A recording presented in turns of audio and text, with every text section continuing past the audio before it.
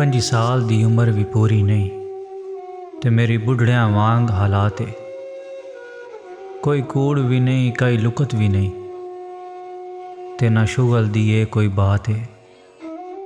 जड़ा समझे कूड़ सतार मरेंदे आ कर लै खुद मुलाकात है।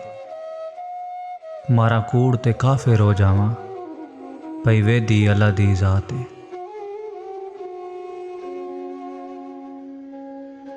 23 साल उम्र चिट्टे वाल हो गए कई हल दस यार तबीबे। वैंदी कमर भी झुकदी हुण टुरन भी नहीं होंदा लगी इंज कोई मरज अजीबे। सच्ची पुछदा है तां गल होर भी सुन आंदे साह भी बेतरतीबे।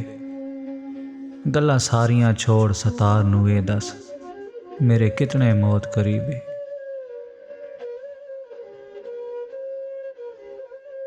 डंग ढेर सतार पे होंदन सजना दाऊं कोई खत पैगाम नहीं आया। वंज कासिद पता कर सजना दा मेरा वदा या दिल घबराया। हो सकदा है कई मजबूरी होने अगे कदी नाने ज़ेन तुलाया। गलें जब जब वल्दी नहीं तां कसम खुदा दी मर वैसी या हिजर सताया।